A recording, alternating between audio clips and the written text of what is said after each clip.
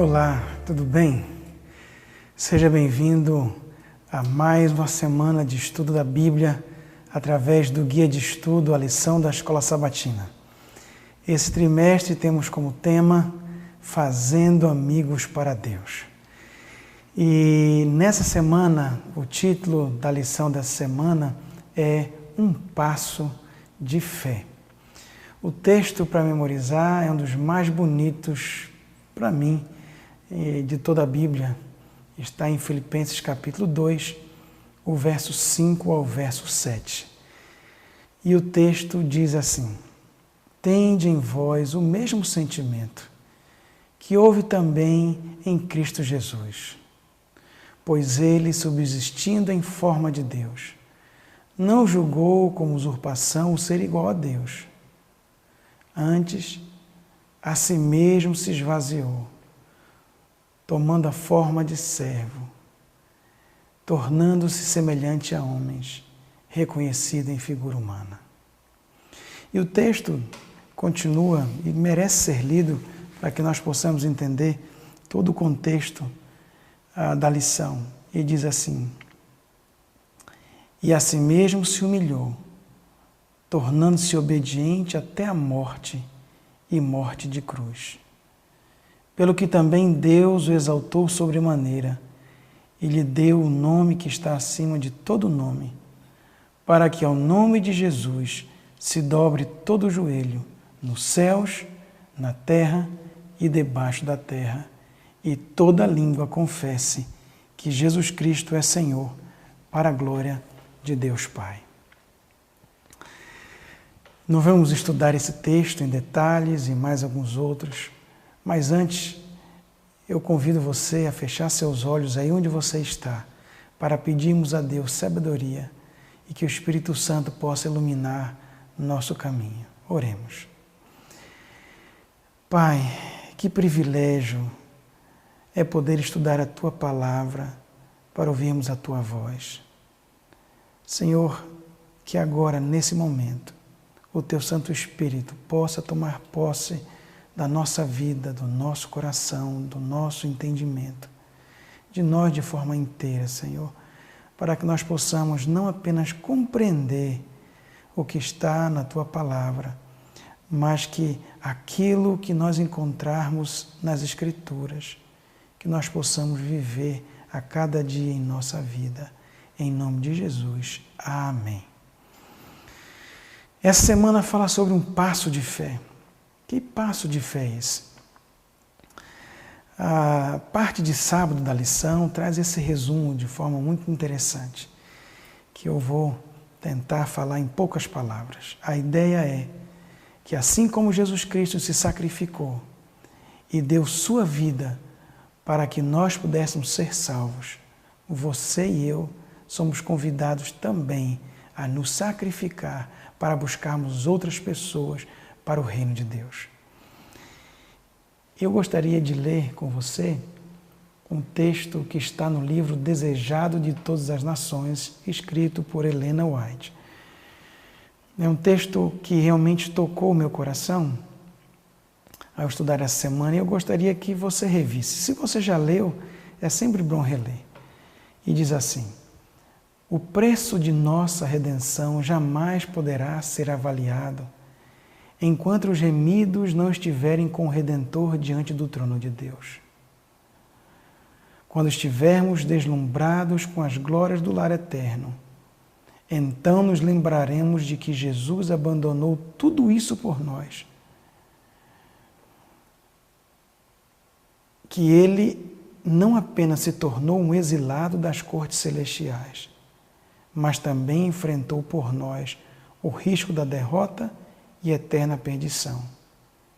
Nesse momento, lançaremos nossas coroas aos seus pés, entoando o cântico: Digno é o Cordeiro que foi morto, de receber o poder e a riqueza e a sabedoria e força e honra e glória e louvor. Amém. Embora o sacrifício de Cristo seja incomparavelmente superior ao nosso, mas em toda a Bíblia nós somos convidados a fazer esse tipo de sacrifício. Dar-nos nossa vida para resgatar pessoas para Jesus Cristo.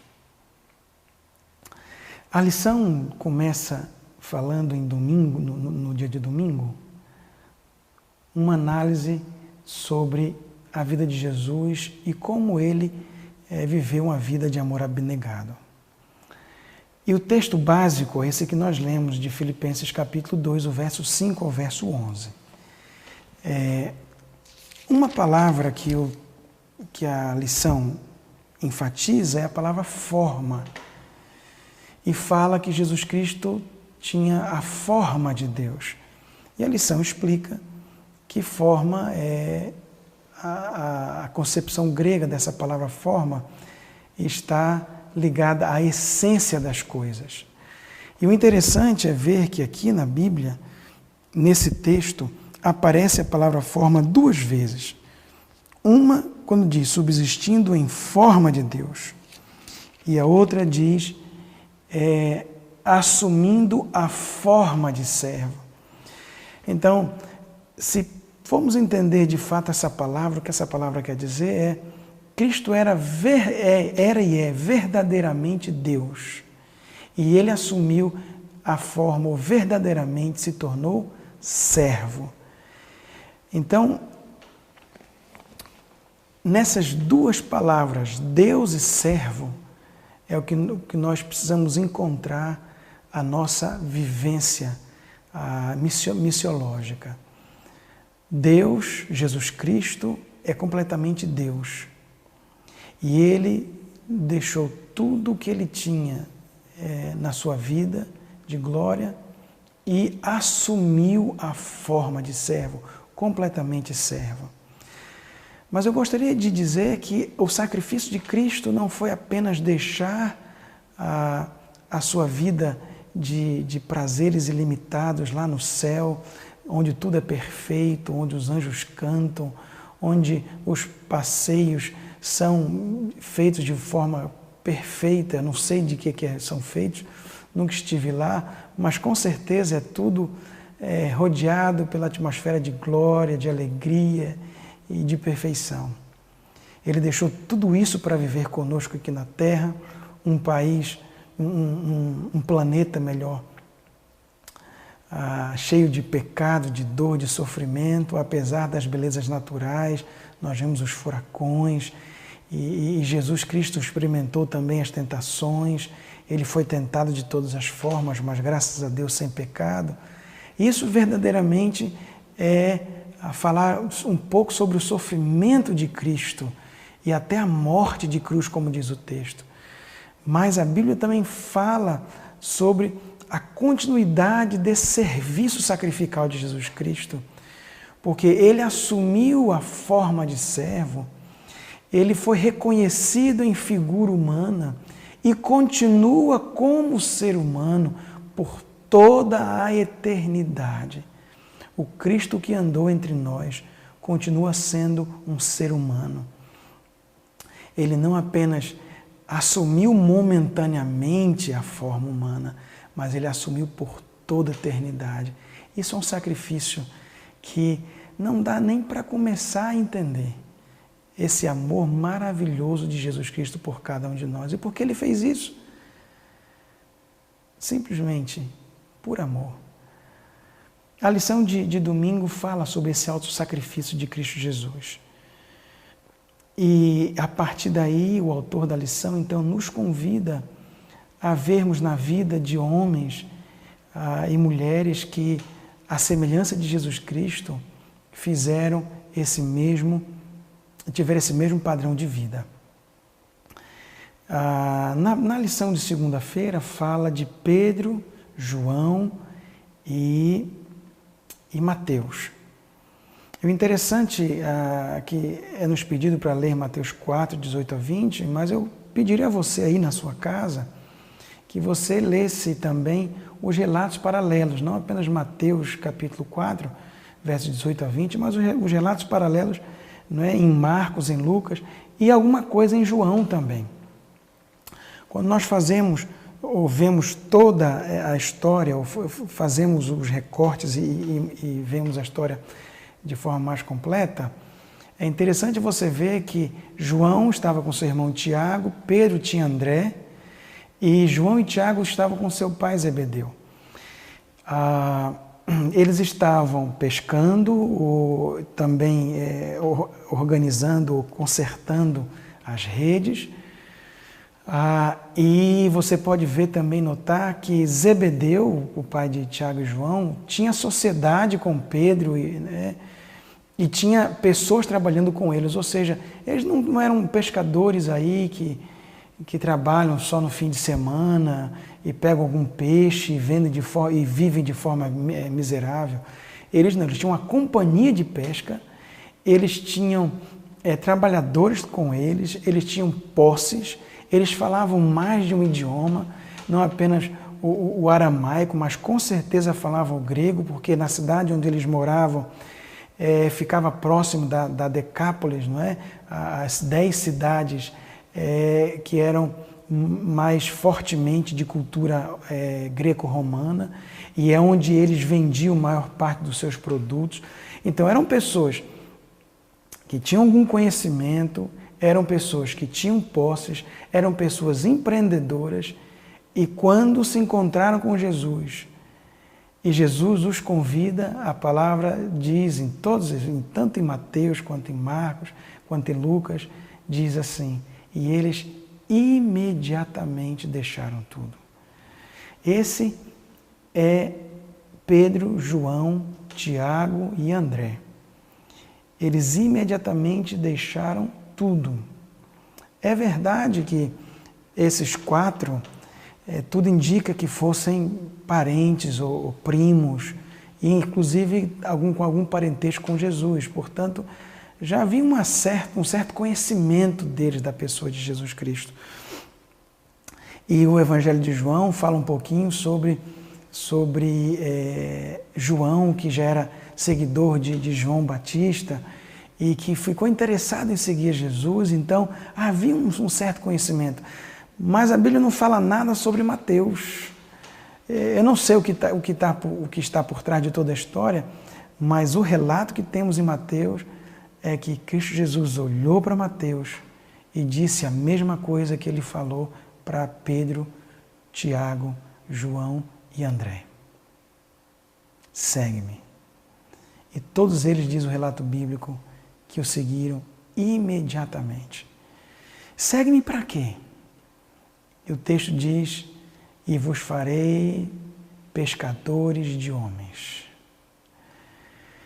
Existe um anseio no coração humano de propósito de vida, o desejo de servir mais, de crescer, o desejo de ser relevante. Não há nada mais relevante do que deixar as coisas do dia a dia por um propósito maior. E veja, no caso de Pedro, João, Tiago, André e Mateus, é verdade que eles abandonaram tudo para seguir a Jesus Cristo. Mateus deixou a coletoria de impostos, que dava, com certeza, um bom capital para ele. Pedro e João deixaram bastante coisa, mas às vezes Deus não nos pede que nós abandonemos completamente. Muitas vezes pede que abandonemos sim, mas muitas vezes não. O que é necessário é um reenfoque de vida. Dentro daquilo que eu faço, ou seja, pescador, mas agora pescador de homens, advogado, agora advogado do reino de Deus, pedreiro, agora construtor de igreja. Cada profissão, cada atividade, cada coisa que nós fazemos, nós podemos olhar para um propósito maior, assim como Cristo, servir, dando nossa própria vida a cada instante para a pregação do Evangelho. Além desses homens que eu acabei de mencionar, a Bíblia fala também sobre Paulo. E Paulo é uma coisa muito interessante sobre ele. Paulo era extremamente importante na cultura onde ele vivia. Se você ler, por exemplo, o Tratado dos Pais, no livro da Mishnah, que é um documento judaico que foi escrito ali por volta do 2º para o 3º século. Você vai ver nesse Tratado Avot, ele começa dando uma lista dos principais rabinos, e eles começam desde a época de Esdras, o principal rabino e o seu sucessor, o principal rabino e o seu sucessor. E assim vai. E quando você vai lendo essa lista, você vai ver Hillel, Shammai, e você vai ver um rabino conhecido que está aqui na Bíblia, em Atos, que chama-se Gamaliel. E a Bíblia diz que Paulo era aluno de Gamaliel, um dos principais alunos de Gamaliel. Com certeza, na lista da Mishnah, lá do Tratado Avot, do Tratado dos Pais, logo depois de Gamaliel, o nome ali deveria ser o nome de Paulo. Mas quando você lê nesse tratado, você não encontra o nome de Paulo. O próximo nome é um nome diferente, porque Paulo, apesar de ser o discípulo mais importante de Gamaliel, aquele que provavelmente iria sucedê-lo, ele decidiu fazer de sua vida algo mais grandioso. E a Bíblia diz que, mesmo quando ele estava na prisão, é o que nós lemos lá em Atos capítulo 28, verso 28 a 31, mesmo quando ele estava na sua casa, aprisionado na prisão domiciliar, ele pregava o Evangelho. E quando você lê as epístolas da prisão, Efésios, Filipenses, Timóteo, você vê que mesmo ali ele não para, não cessa, não se cansa de pregar o Evangelho de Deus. A sua conversão é dramática, mas mais dramática é a sua vida toda destinada ao Senhor Jesus Cristo. Paulo aceitou o chamado e fez da sua vida algo mais especial. E eu gostaria de ler o texto que todos vocês já ouviram em algum momento, e alguns sabem de cor, que com certeza poderia e deveria ser lido por cada um de nós. Eu tive o privilégio de ler esse texto em momentos muito especiais de pessoas queridas. E o texto de 2 Timóteo 4, 7 diz assim: combati o bom combate, completei a carreira, guardei a fé. Quão importante é ter essa segurança de que aceitou Jesus Cristo, que a vida foi transformada e agora doa completamente a sua vida, seu tempo, seus talentos, seu pensamento, tudo para Deus e para ganhar mais pessoas para o reino de Deus. Estamos numa batalha cósmica, só há 2 caminhos, só há 2 grupos, aqueles que obedecem a Deus e aqueles que são contra Deus. E Deus nos convida hoje para sermos como Pedro, como André, como Tiago, como João, como Mateus, como Paulo, doar toda a nossa vida.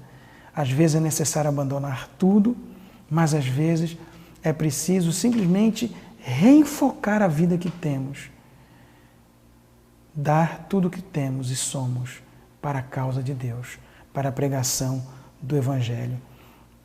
E Paulo diz em 2 Coríntios, mas em Gálatas também, no capítulo 1, ele disse que ele, Paulo, era destruidor da igreja.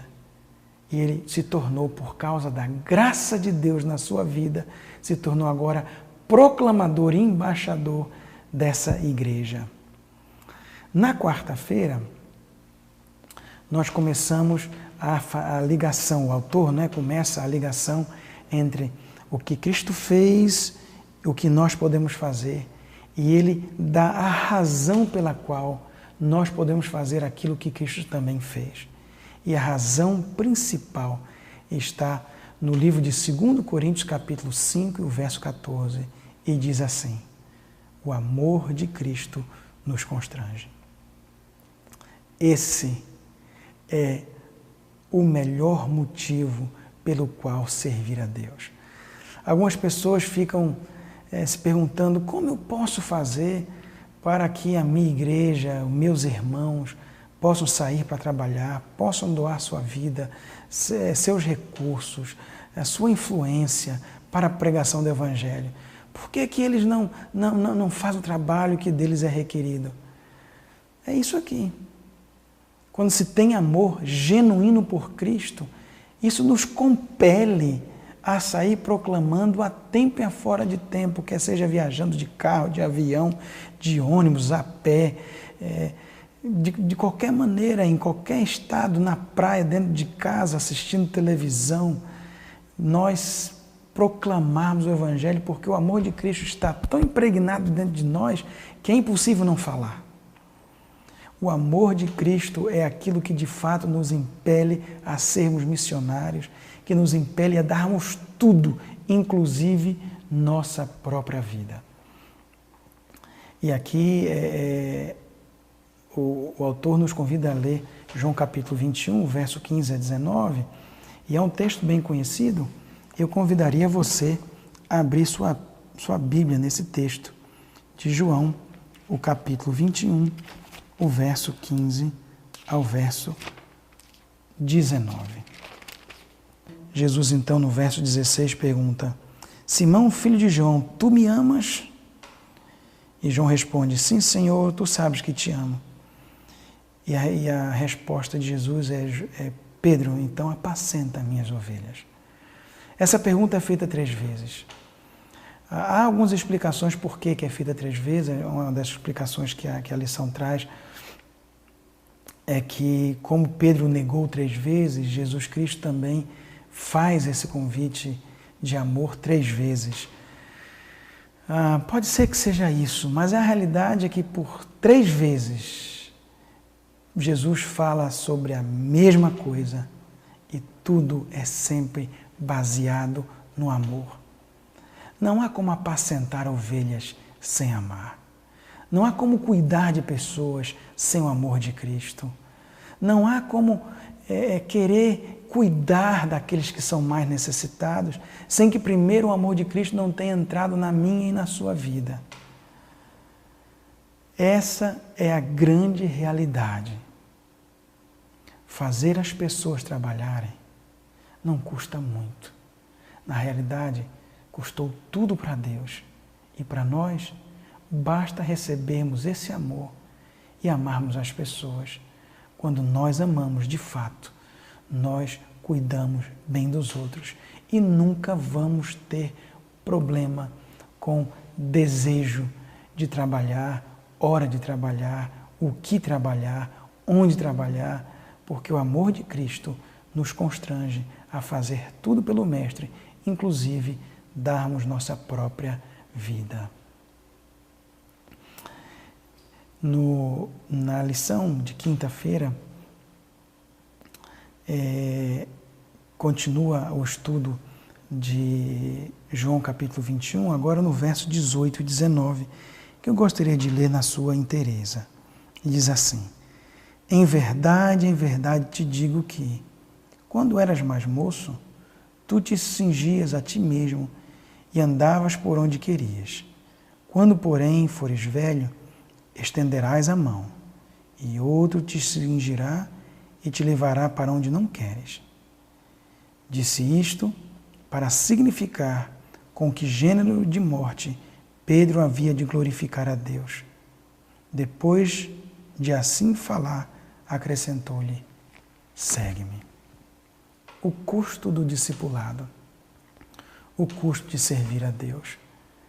Para Pedro, custou-lhe a vida. Algumas pessoas dizem que quem serve a Deus de inteireza, com todo amor, não vai sofrer. Essa é uma grande inverdade. A verdade é, cada vez mais que o amor é impregnado dentro de nós, mais nós servimos, gastamos e nos deixamos desgastar. Porque vale a pena. Olhando a eternidade, vale a pena. João Batista morreu. Paulo também. Pedro, Tiago, todos eles foram martirizados por amor a Jesus Cristo. E ainda se acharam dignos e felizes de poderem sofrer pelo nome de Jesus Cristo. Eu aprendi desde cedo na minha casa a palavra sofrimento quando nós falamos da pregação do Evangelho. E a alegria que se tem em se doar a vida por essa pregação. Eu era pequeno, meu pai não tinha carro, não tinha telefone, e nós saímos viajando pelo estado do Rio Grande do Norte todo, um pedaço da Paraíba. Eu lembro muitas vezes subindo num carro de boi, desde a rodoviária até a casa dos irmãos, ali dormindo com o banheiro do lado de fora. O café da manhã era jaca, e no sábado as pessoas se reunindo na igreja para juntos celebrarmos. Eu me lembro também, quando cresci um pouco mais, já não podia mais acompanhar meu pai. Eu tinha mais ou menos 7, 8 anos de idade, quando meu pai fez o primeiro evangelismo com estudante de teologia lá na cidade de Caruaru. Ele e o pastor Bessa, na época ele era o departamental de evangelismo da divisão sul-americana, e meu pai o auxiliando. E era para ficar 3 meses nesse lugar, distante da família. Uma semana se passou e eu comecei a ficar doente, com febre, pela ausência do meu pai. Durante 1 mês eu não tive a presença do meu pai em casa. Nem um único dia, não tinha telefone e não dava para se conversar naquela época. E minha mãe então resolveu ir para morar junto com meu pai. E nós chegamos lá, numa casa, 3 quartos, 2 banheiros do lado de fora da casa, sem nenhum apetrecho, sem armário, os colchões no chão, e éramos 32 pessoas ali naquele lugar. Passamos 2 meses pregando o Evangelho juntos ali, meu pai na frente, eu com meu tênis andando naquela tenda de circo, no chão empoeirado. Eu me lembro também em outros momentos, quando meu pai pegava a sua mala e saía para fazer evangelismo. Na época ele cuidava desde o Ceará até o Acre. E pegava a malinha e saía de casa, 3 meses sem voltar em casa. Quando voltava, eu perguntava: pai, por que tanto tempo fora? E ele me disse: filho, é o sacrifício do Evangelho. Muito mais fez Jesus por nós. E nós, o que fazemos por Cristo? O amor de Cristo nos constrange. Que Deus te abençoe.